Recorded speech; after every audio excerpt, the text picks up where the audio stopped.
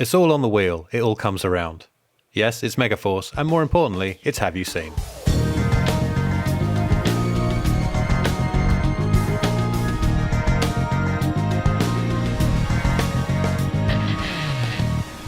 Hello, and welcome to this special bonus video-only, YouTube-only episode of Have You Seen, where for some reason we're talking about the 1982 action movie Megaforce. I am Kieran LaForce, obviously, and over there is Mega Tom Webb. Hello. This came up in our episode about Canon Films, when we did Electric Boogaloo, the Canon Films documentary. Yeah. You mentioned it. Yeah. But I've got no idea why. So, Tom, explain yourself. Okay. So, this is exceedingly convoluted. Yeah, I think it actually came up in 2 episodes. Yeah, probably. So,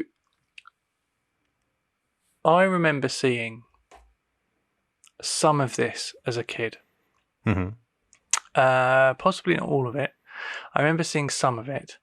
And I remember the vehicles. And I can remember at that time in the 80s, there used to be a bike you could get. And I think it was called a Wildcat.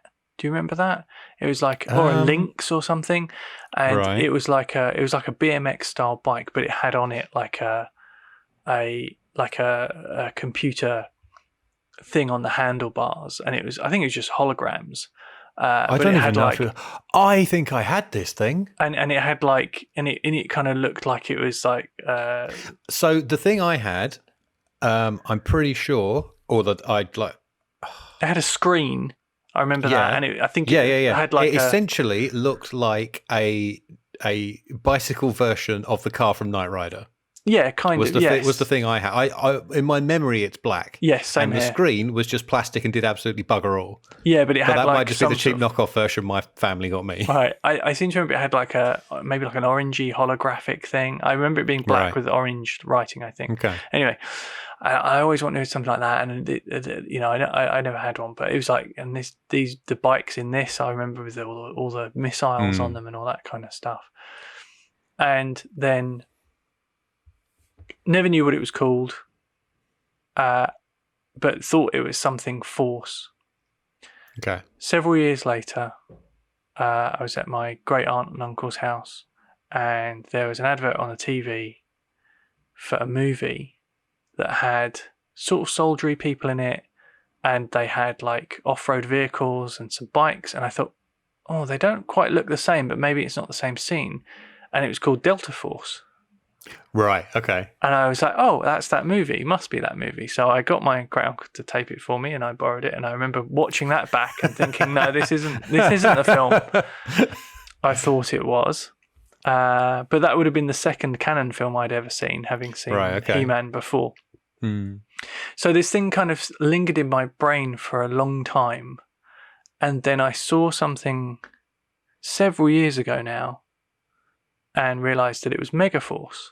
And I thought, I must find that. And every DVD copy I could find was like £20 to £25. And I was just like, I'm not spending that much money on this, as much as I'd like to see it again, because I wasn't even sure if I'd seen the whole movie. And then other things started to fall into place about it that made me want to see it more and more. Like, it was directed by Hal Needham, who did Smokey and the Bandit and Cannonball Run, etc. Like that. It was made by Golden Harvest, who make all the classic Jackie Chan movies and all that kind of stuff. And it's like, wow, it's got Devon from Knight Rider in it, which I remembered as a kid. That was probably why I watched it. Like, I saw him on screen and then started watching it, assuming it was an episode of Knight Rider. I have made a whole list of the connections to things we like. Yeah. So on paper, this looks like the greatest movie ever, like based on like things we liked as children and stuff like that. So and then that's why I was kind of curious about it. And then after our conversation, you managed to find the DVD at what I thought at the time was a fair price. Not so sure now. What? Oh yeah, fair enough. I mean, in terms of number of pounds, it was cheap. Yes. But in terms of monetary value, I'm not entirely sure what I got out of it. Exactly. So the list of connections I have are directed by Hal Needham, obviously. Edward Mulhare from Knight Rider, who's Devon, the guy in the truck, the command centre.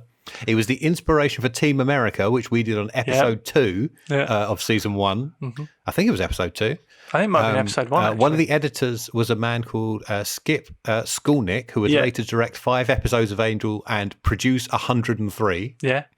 It's the reason Wheels on Meals, one of our favourite martial arts movie, has its name. Because this and another movie beginning with M, Golden Harvest produced, called Menage a Trois, were massive flops. Yeah. And they got superstitious about it and swapped the title of the movie, the Jackie Chan film they had, called Meals on Wheels. Yeah. Henry Silver, the villain, is the villain in the second Alan Quatermain film, which is a canon movie. Amazing. He's also in one of your little favourites, low-key favourites, Ghost Dog Way of the Samurai. Oh, God. I haven't watched that for years. Dallas, the old Confederate man, is Swan from the Warriors. Yeah. The woman, Zara, a Persis Combator, did an episode of MacGyver. Oh, did she? Okay. Another Tom Webb favourite. Yeah.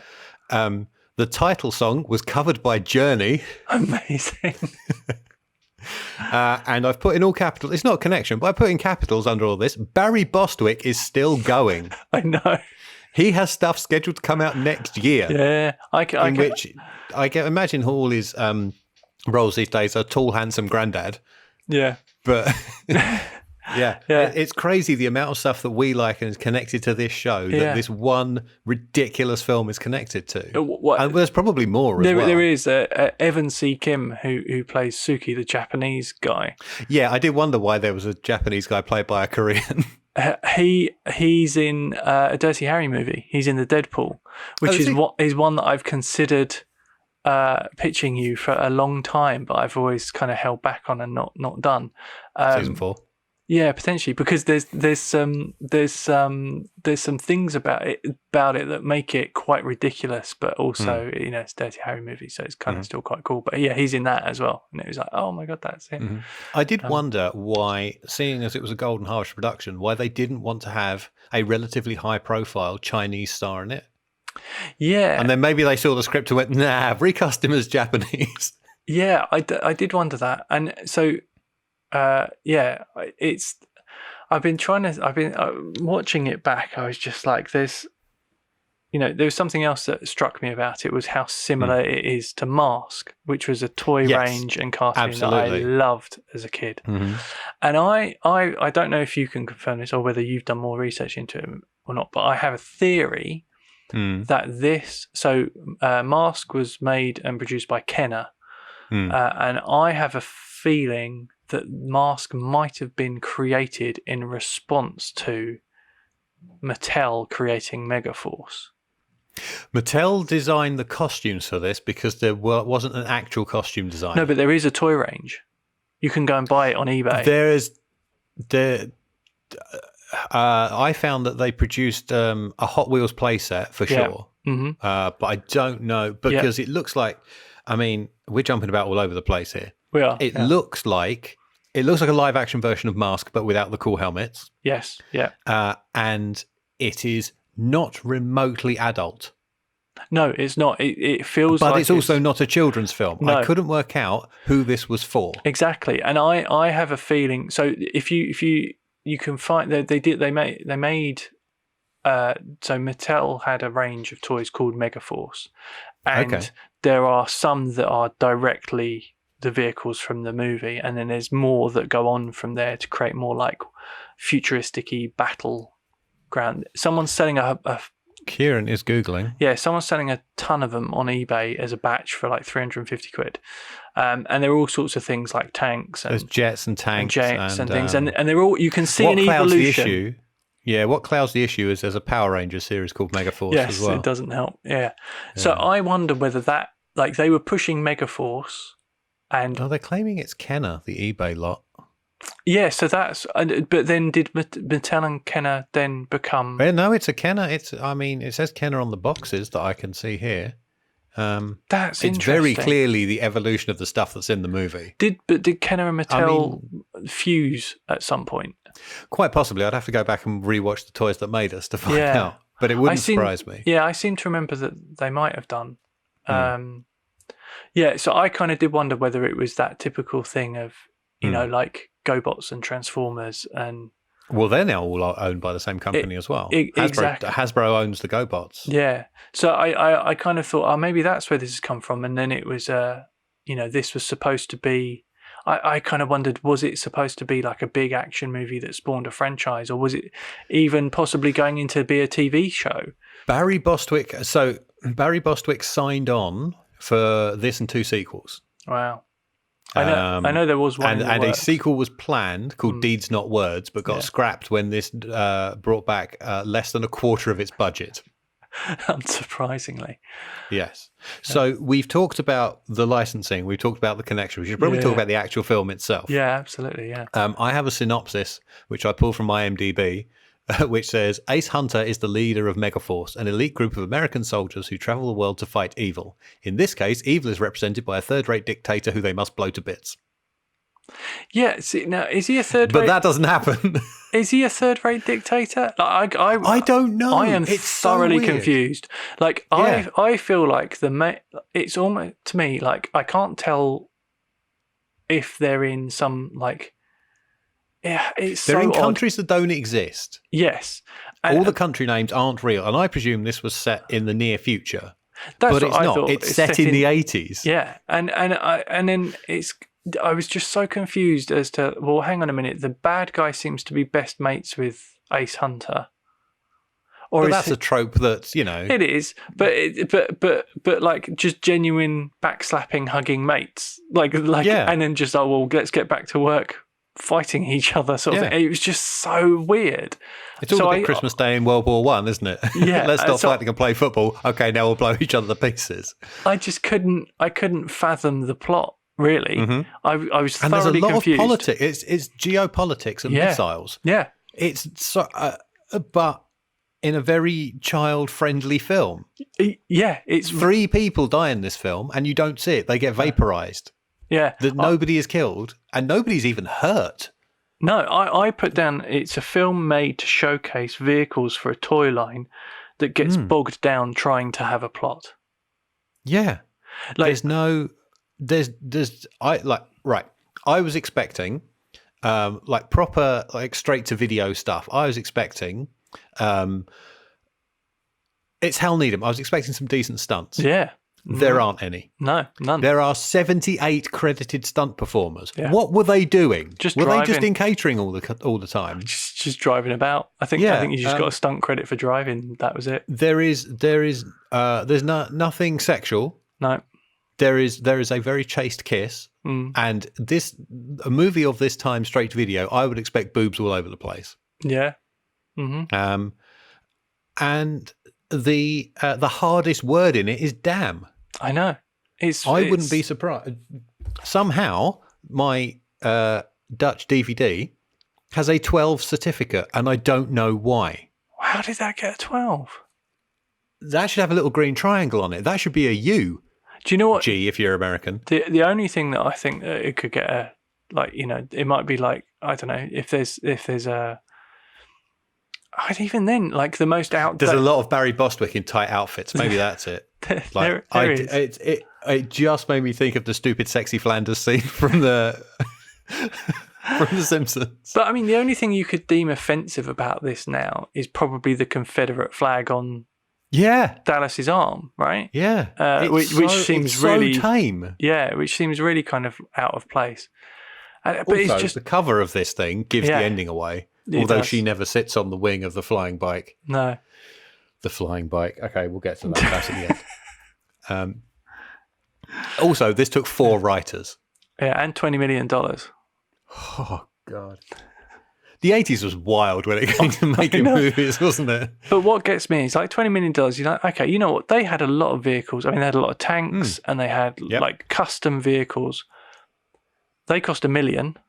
And they all worked, apparently. I know. And the one thing that I thought was really cool, and I don't know if you were supposed to be able to see the trick of this, is that all of the buggies technically had 5 wheels, and they had a I saw fifth that. one I think drops down. think you were. The first time they showed the shot, I thought, oh, that's a bit behind the scenesy, and then they repeat that shot. I mean, they literally cut away to something else, cut back, and repeat that shot. Yeah. and which made me think, oh no, maybe it's a feature. And Yeah. I'm thinking about it like that would be a useful feature. Absolutely, yeah. It's like a wheel that drops down, but Yeah. sort of between, but slightly behind the front wheels, and it's at essentially 90 degrees to the other wheels, so it pushes the front up and just pivots the vehicle around in a tight turning circle. It's genius. Yeah, I imagine they've got a button in it that's just got an arrow that loops back on itself. Yeah. And Yeah, I thought that was really cool, and just the vehicle design and it just looked cool, and you can just imagine. Like, I would have loved those toys as a kid. Yeah, you know, but a radio controlled one with a button on the thing that does that.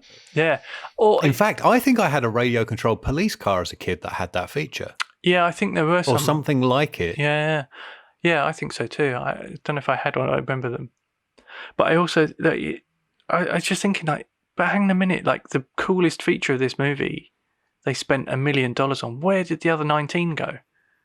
Smoke. I mean, explosions. There are a lot of explosions. There are a lot the action in this film is all explosions. Yeah. There is no hand-to-hand combat. There's no gunfights. No like handgun fights or anything like that. Yeah.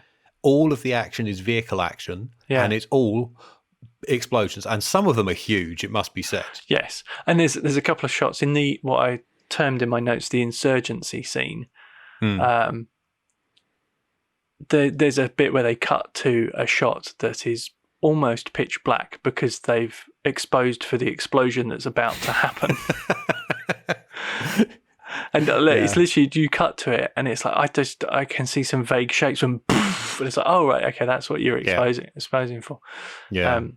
Is that the 4 minutes scene? Yes, which I like. I like the fact there was an actual timer. Yes, so did I. That's probably the thing I like most about this whole film. Yeah. It also drastically changes in tone about halfway through. So it starts with an invasion of some kind. I couldn't work out who was doing what. Was that the bad guy invading a country? Right. So as far as I can work out, there's Edward Mulhare, Devon from Knight Rider. He's some kind of military general in an army of someone. He's General Burn White, I believe is his name. Born in Essex. Amazing. He's, I assume, protecting a country, not his own. Mm-hmm. There's the threat of attack by this guy who turns out to be Ace's mate, I think. And he has a man who's reading out a proclamation, furthermore, Yeah. And I feel like they're chucking missiles over, but then when Edward Mulhare's lot want to go and attack, they can't because they're basically standing on the other side of the border going, no, you can't get us. Right. That's as far as I understand that scene. Okay.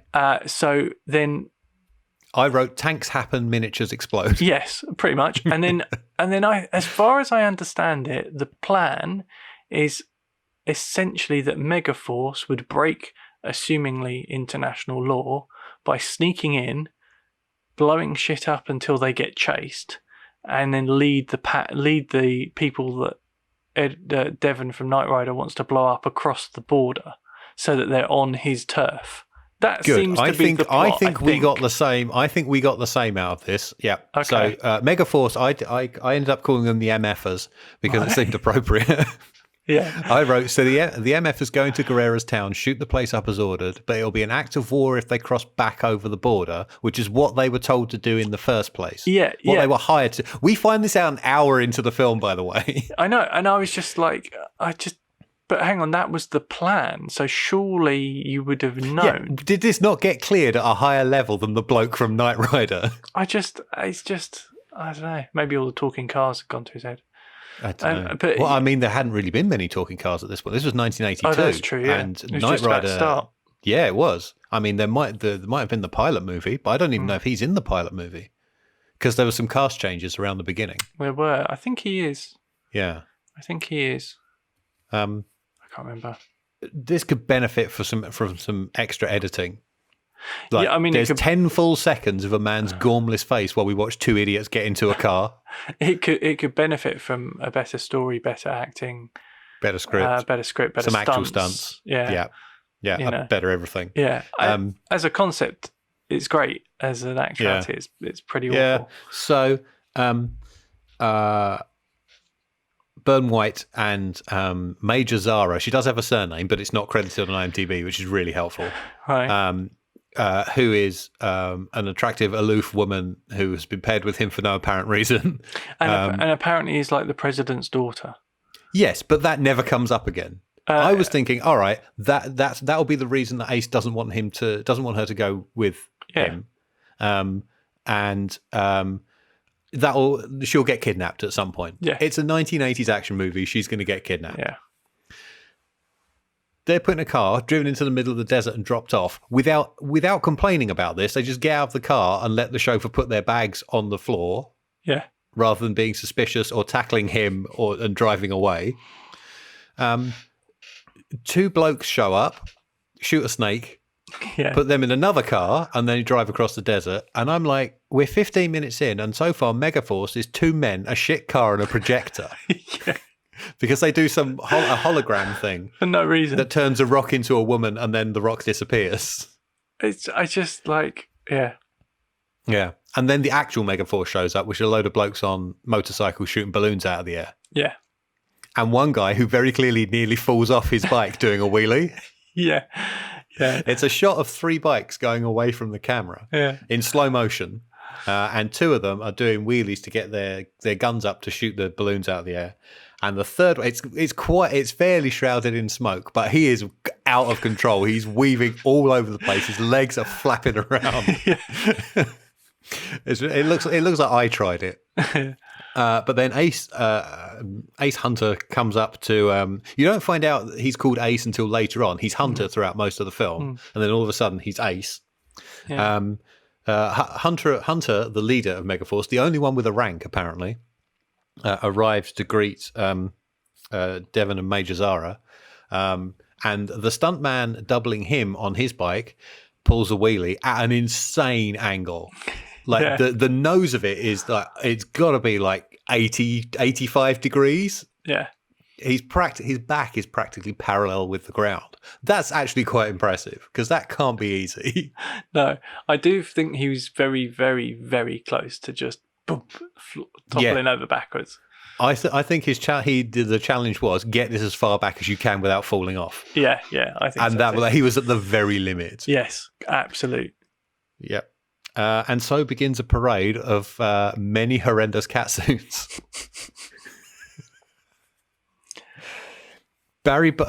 Jesus Christ. I did not ever need to see Barry Bostwick in a gold lame catsuit that leaves nothing to the imagination. And especially, like, even in the first scene, like, there are threads pulled on it and it's just a bit tatty. and it's like...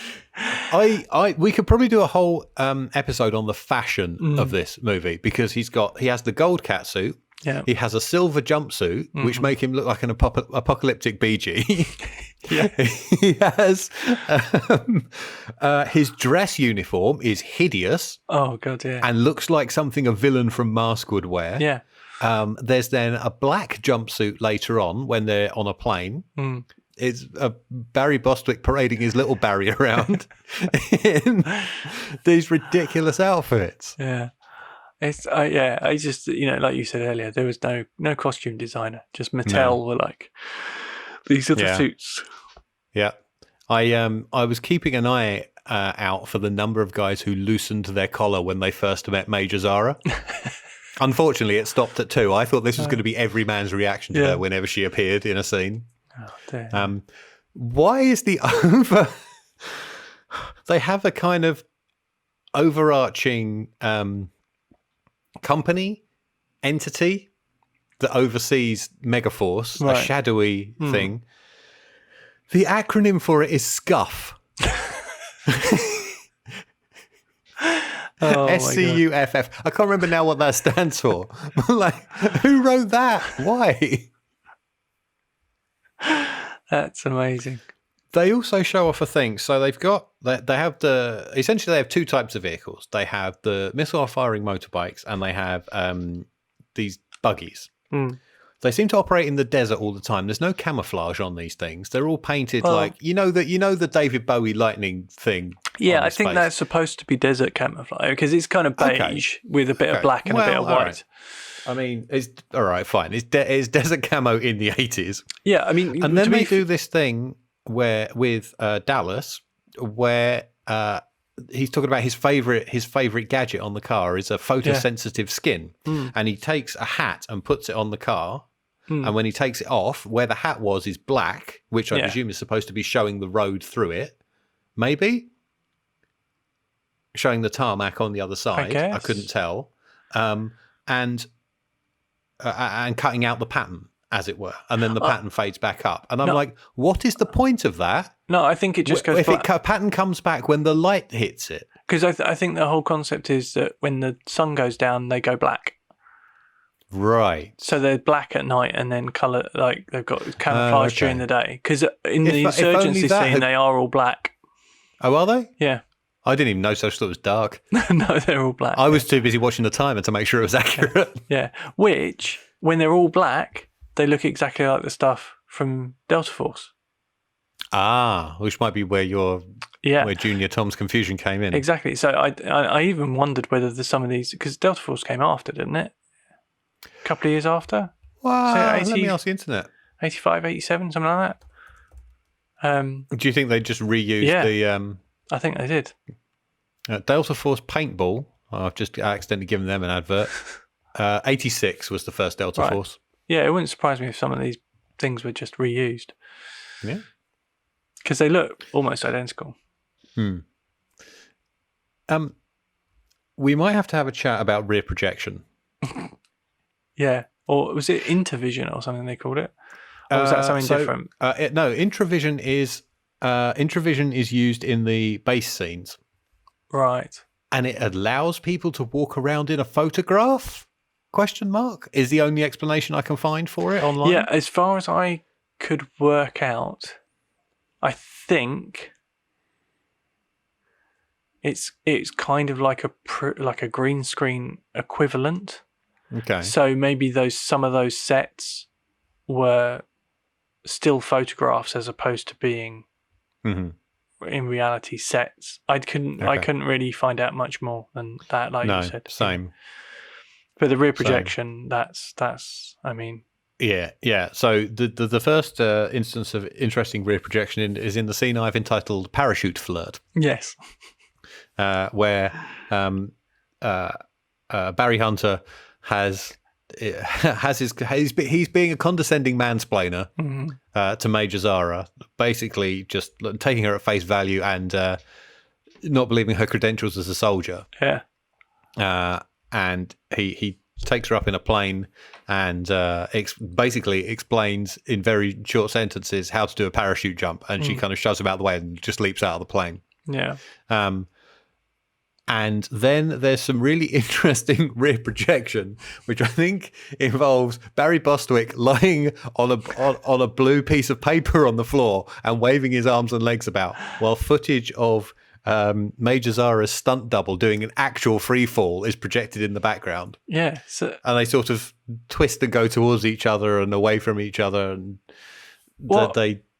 they grab each other's legs. There's a bit where I thought she was going to human centipede him because she goes around behind and has hold of both of his shins. So they did the whole sequence with the stunt doubles, and it looked fine. Yeah. And then you say they cut in these things, but they've got masks, they've got helmets and helmets and things. So it's not like you're even getting a shot of Barry Bostwick's face. It's just it could just be the stunt double. All you stuff. needed was thumping great lipstick on the one playing the woman, and the blonde BG beard on the Ace Hunter double, and that would have been fine. Yeah. I will say the landings from that parachute jump are incredibly graceful. Yeah, I was really expecting like a proper land and roll, and they both like feather light hit the ground. Yeah, I think like if you take out the really dodgy, blue screen, green screen, Intravision or whatever they used for that rear projection, the actual like skydiving's pretty good, and you kind of look at it thinking, I reckon those stunt guys probably could have done a bit more with that. If they, I mean, if maybe they been, did. There's a credit. There is actually a credit for a parachute jump company. Yeah. In the, I mean, before the opening title comes up, I think. There's a very interesting line from. So the mission is outlined. There is a holographic projection on a coffee table. In lovely 80s wireframe graphics, explaining what they're going to do. Again, just like the opening sequence of Mask. Yeah. Then there's a cartoon pig for some reason. I don't which know what I think is supposed to be Porky Pig, but they couldn't get the rights. Yes. Because earlier on, Dallas does That's All Folks. Right. Gotcha. And there is a legally distinct version of the Looney Tunes theme playing behind this cartoon pig. Yeah. It's still weird, though. Yes, very odd. Devon approves. We're calling him Devon. Devon approves of the plan and says, "I'll jet back by Concorde and meet you at the border." Will you now, sir? Yeah. Yeah. Barry changes his cat suit again, and they fly off to go on the mission. And this is where they have the chaste kiss. And I wrote, she needs to be careful kissing him while he's in that outfit. You'll be able to tell exactly what he's thinking. Oh dear, it's so terrible. Yep. And then there's the line of the film comes up, is where Dallas and Hunter are having a chat on the plane. And the line is, "That's utterly inapplicable to anything that's going on here, and it's dumb." I know. Which I think, ladies and gentlemen, Megaforce. That should have been on the poster. Yeah. Yeah, we're now 45 minutes in, and we are, for lack of a better phrase, introduced to two more MFers. Yeah. A horny Frenchman. Yeah. With a Rubik's Cube. Mm-hmm. And what I presume to be a Native American. Yeah. Who's just sort of slightly dark-skinned and throws a knife. Yeah. Which doesn't conform to the laws of physics whenever he throws it, which is really interesting. Yeah, it's at this point I wrote, I think this was a bit written by or for 12-year-olds. Yeah, I think so too. It's just, it's like a child won a competition to have their script made into a movie. Yeah, one of the things that I feel like, it's Golden Harvest. So I think they've gone down the production route of shooting wild and dubbing everything later. Not always. For a lot of it. But in some scenes, very much so, yes. Yeah, and I think a lot of that got, that hampered a lot of this. Because some of the dubbing is appalling, so bad. And I'm pretty sure there were just bits where they just didn't even bother, or the dialogue's just not there, or it got left out of an audio mix or something. But yeah, so I kind of feel like there might have been, I don't know, it feels to me like a troubled production. Let's put it that way. I think it's one of those things where they just went to the desert and shot a whole load of stuff and then built it in the edit from whatever they had. Phase 1 of Operation Hookline and Sinker to get this, General Guerrera, I think is his name. Yeah. Is parachuting 55 motorbikes and 5... Nope, lost the word. Dune buggies? There we go. Yeah. And then one kind of super command control. It's not really a tank. No, it's not. Kind of it's a mobile command unit. Mobile command unit. Yeah. And this seems, particularly the motorbikes, this seems very unsafe. I mean, they used to do that sort of thing a lot during the war, but they didn't tend to have with a man on the back of them. Yeah, that's unusual. Yeah, they did tend to have airdropping vehicles like that. It's fairly common, but like you say, not in the way that they do it.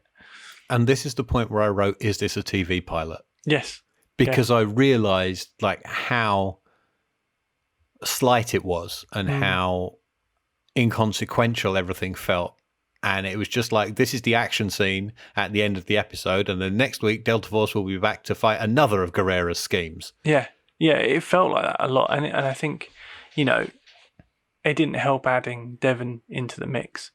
No, because he seemed very comfortable and very like that. He seemed like he belonged there. Do you know what I mean? While at the same time, utterly phoning it in.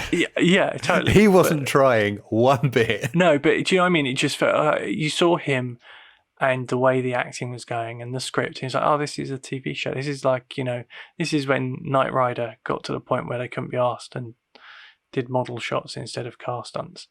Like it really feels like that. Yeah, exactly. Yeah. Yeah. It feels a lot like that. Yeah. Yeah. I wrote, the villains aren't evil, they're comedy goofs. There's no threat from Guerrero. No. He doesn't do anything. He blew up he's 25%. Tanks. He's 25% Miles Mayhem and 75% the Sheriff from Smokey and the Bandit.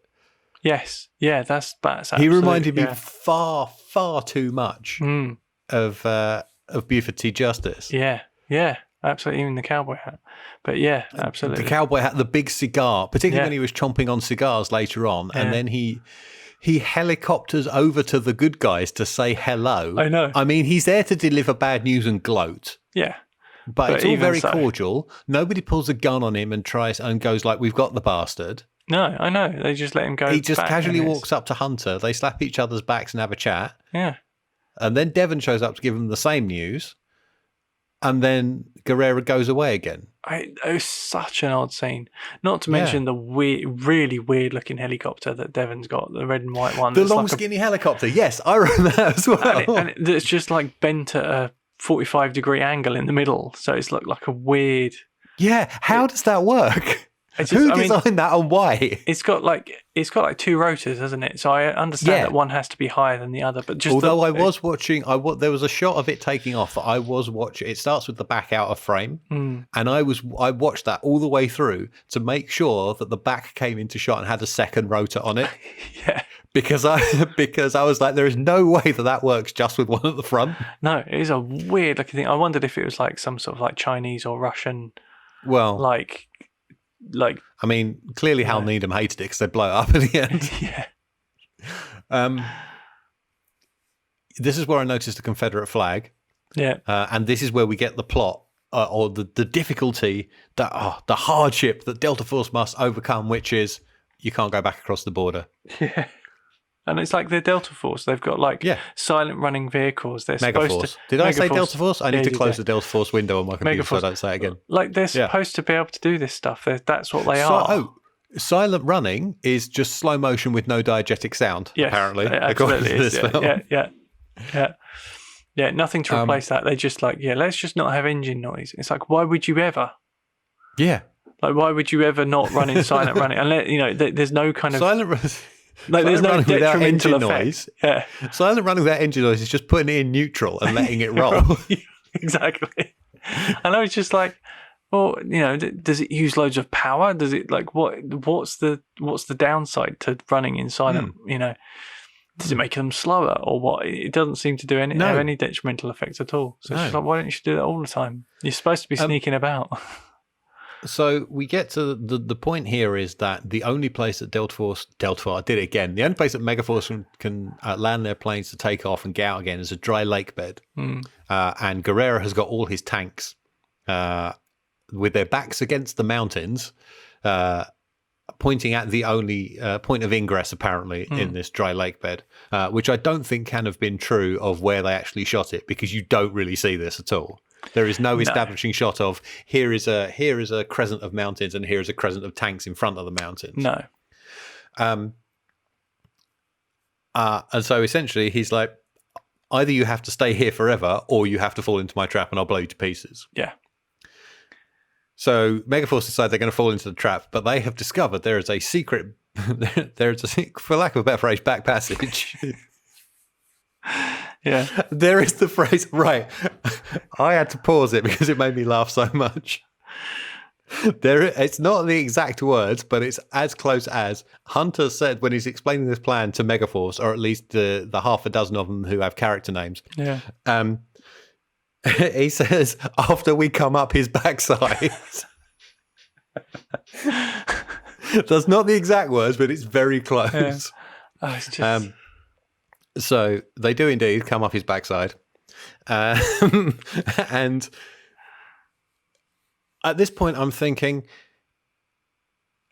Guerrera, who apparently knows Hunter than anyone, is apparently so dumb as to think that after telling him his plan, that Hunter would just walk into the trap that he already knows is there. Yep.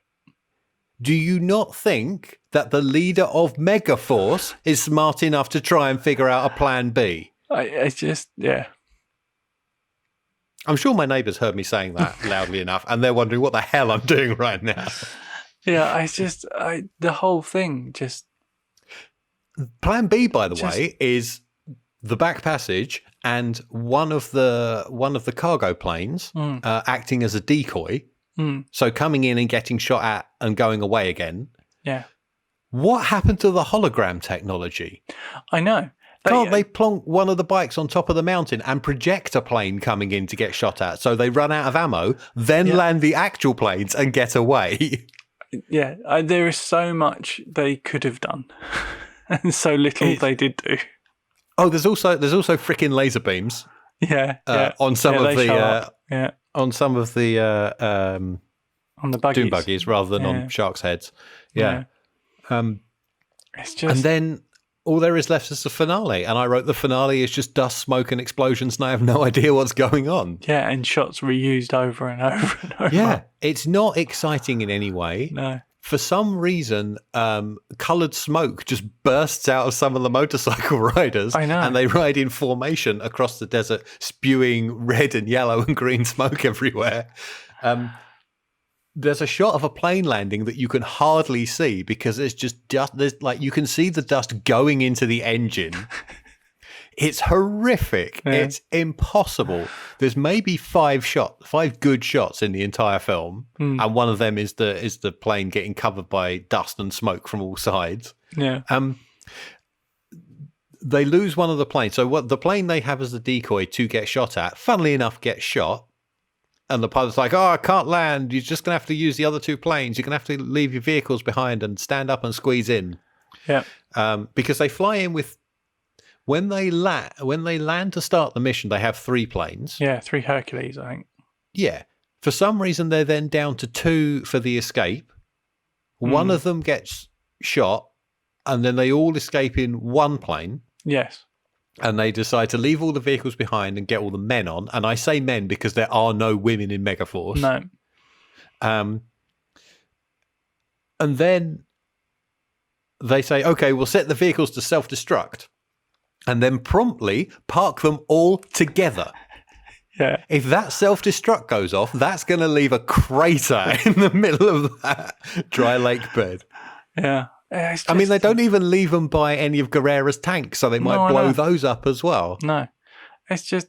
Yeah. You don't actually get to see the self-destruction, by the way. No. Those vehicles never blow up. Well, you're too busy watching the epic escape of Barry Gibb. Oh, Jesus. Yeah. So rear projection again, yeah? Yeah. Firstly, when he's just riding along the dry lake bed. Yeah, fine. Oh, well, we should say that for some reason he falls off the bike in a very lame stunt. Yeah. I think you or I could have done it better. And honestly, in the films we made, I think we have. Right, not falling off the bike. You showed more commitment jumping off the porch of your parents' place. Right, yeah, that's true. Yeah, 20 odd years ago than this professional stuntman did falling off a motorcycle in the middle of the desert. He then gets back on a bike, at least, and is riding on the lake bed and recalls that Egg, who is the Q of the group, has told him to press 2 buttons in succession on the bike. Yeah. And he presses the first one and little wings come out, and then he presses the second one and a rocket boost comes out the back. Yeah. Just before that happens, you get shots of Barry Bostwick not riding a bike across the desert. He looks like he's going to the shops. Like, his face does not communicate, oh my God, a plane in front of me is leaving. I'm going to be left behind. I need to ride this bike onto the tail and get in. No, not even slightly. No. And then the bike, quote unquote, flies and holy Jesus Christ. I think, they might, and it's a long shot, might just have gotten away with it if he hadn't done the barrel roll. And I actually wrote, how do you actually barrel roll one of those things? Because his only method of steering is to turn the handlebars. And when he does, all that does is turn the wheel. It doesn't affect the little wings that are on the back of the bike. And the only place these wings are is the back of the bike. And the worst thing is, it's like, he's pulled the front up and he's up into the air. And it's not like a triumphant sort of barrel roll. It's just a... Yeah.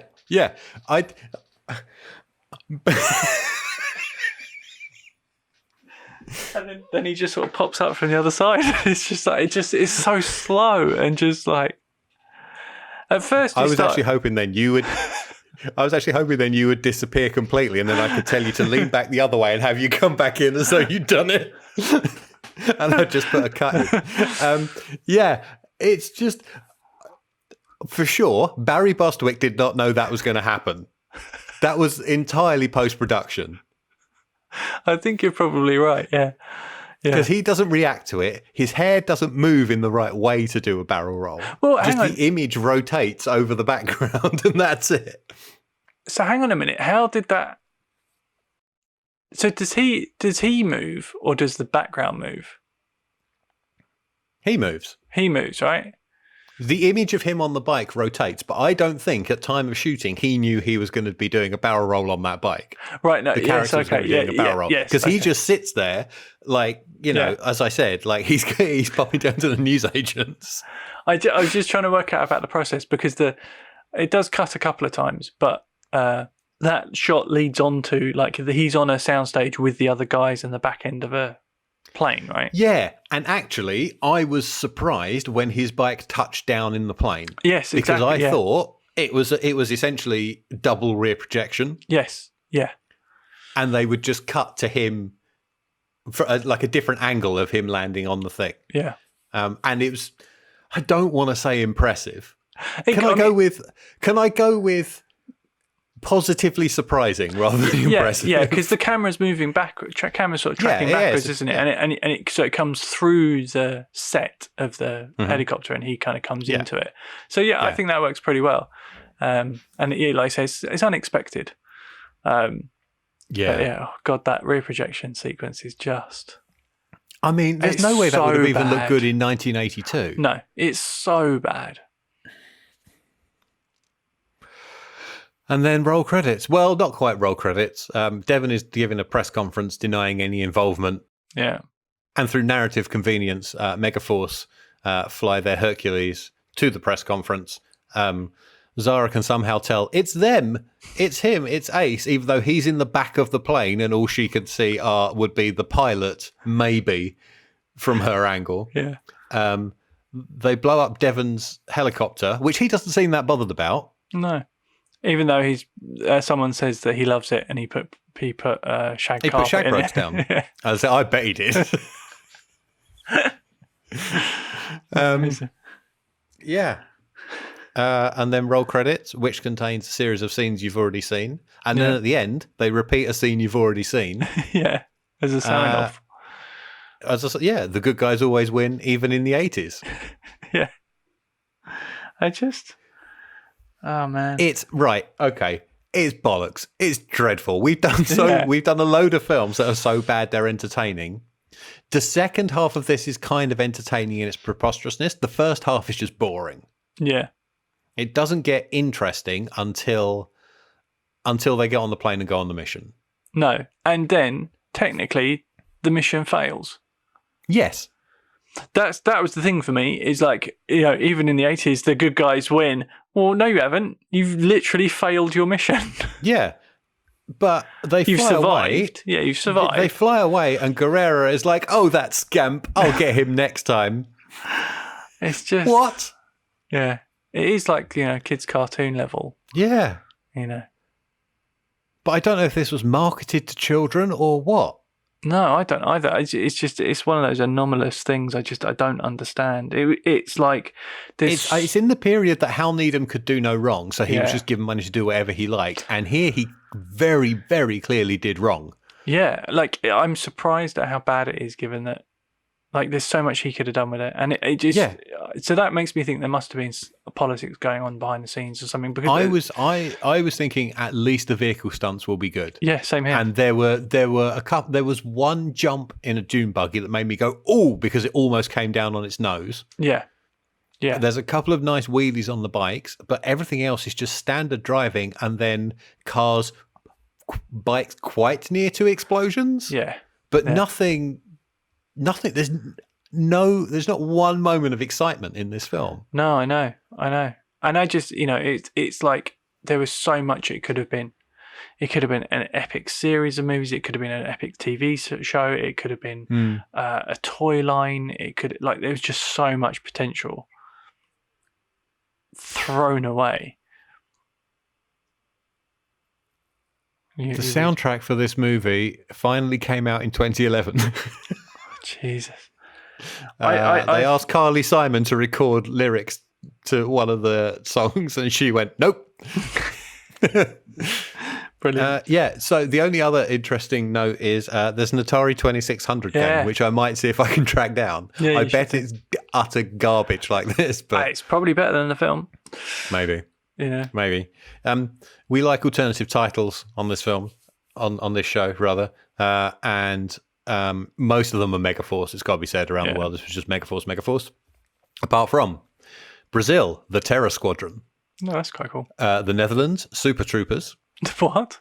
Yep, Super Troopers. Super Troopers. Yep. Mexico, The Force for Good. Yeah. Hungary was ahead of the curve with World Police. Wow, okay, yeah. Yep. Finland had Desert Warriors. And Greece wins with Extermination Command. Nice. I like that one. Yeah. Oh, man. So that is it for Megaforce. Yeah. I wonder how much I can get on eBay for that DVD. I wonder if I can get my money back. Oh, you should absolutely try. I mean, it only cost me about £3. Yeah. And it was brand new. It was shrink wrapped when I got it. That's yeah. Yeah. So this is a one-off. Like, we don't have don't have any pictures. We don't have like that, stuff for next week. I mean, I can do the usual plugs. Yeah, I mean, yeah. Tom's got a documentary on you can rent on Prime Video called The Easy Bit. You should do that. Mm-hmm. And then I'm about to read these out to you. You can find us on Twitter and Instagram at HYS Podcast. On Facebook, it's facebook.com/haveyouseenpodcast. The website is haveyouseen.net. The email is hyspodcast@gmail.com. There you go. That's how you can get in contact with us. Yeah. Right. We're going to leave you. That's it. Yeah. We're going to disappear back into the desert. Yeah. Leaving no trace. Yeah. And who knows when we will appear again. Yeah. Will there be a season 3? Dum, dum, da. There we go. Who knows? Bye. Bye.